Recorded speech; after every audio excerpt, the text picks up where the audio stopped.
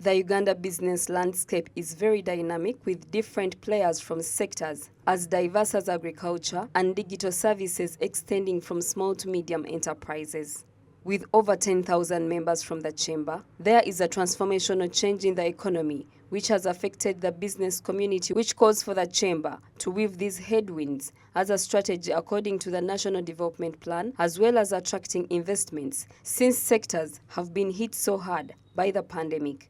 We have members like Uganda Chamber of Commerce Industry who are business people. So the idea is to open that market within that business council. And yes, the president is right, and we're also right that we should actually attract foreign investment in our country to create jobs. You must have seen what happened to all of us here during COVID. Because we rely on imports, a lot of things go stuck. So we are really working very hard as a chamber, in collaboration with the government, our partners world over, in making sure that we attract investment in this country. Regarding the Africa Continental Free Trade Area, they further indicate that it is a process for the Ugandan enterprises to join the international market, and this is being worked upon by government. Kenya, Rwanda, Tanzania and Ghana are among the countries in Africa that have begun trading products under the Africa Continental Free Trade Area as part of the fresh effort to begin intra-African trade. As a result, Uganda's entry into the market will guarantee the fair participation of vulnerable groups like women, while also giving companies the chance to promote their goods and services in markets outside of Uganda. Now is the time to open the floodgates.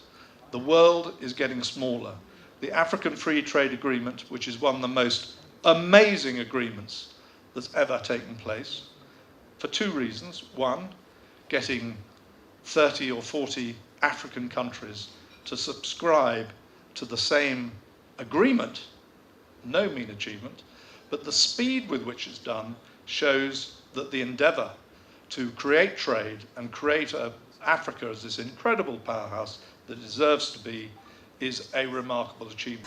Well, it is a process. Currently, Uganda is working with a strategy, but as you might have seen the press, that the Chamber of Commerce Industry working with UNDP has been actually holding forums with business people to synthesize the opportunities within the African continent. I don't know if you follow, but we are working, and Uganda government as a country is going to have the strategy soon, but we are yes working. According to the Minister of Trade, Honorable Francis Mwebesa, there is a guarantee of Ugandan products on the market, particularly with coffee and tea as the primary Ugandan products. He applauded the government for giving the private sector a priority and for creating an environment with the right physical, monetary and regulatory conditions for private sector investment. There is an assurance of every market of Ugandan goods produced. The only thing, we don't have enough to satisfy the market that is required by some of our products. But we have a reasonable amount of coffee, tea.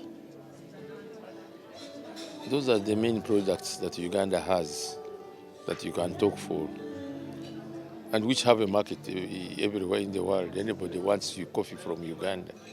Such stakeholder engagements are of importance because they help Ugandan private sector to know and take advantage of opportunities on the market. For instance, the annual food imports bill of $35 billion in the sub-Saharan region provides a ready export market for Uganda, particularly on the back of the ratification of Africa Continental Free Trade Area. Naomi Mtumba, Smart 24 TV, Business Today.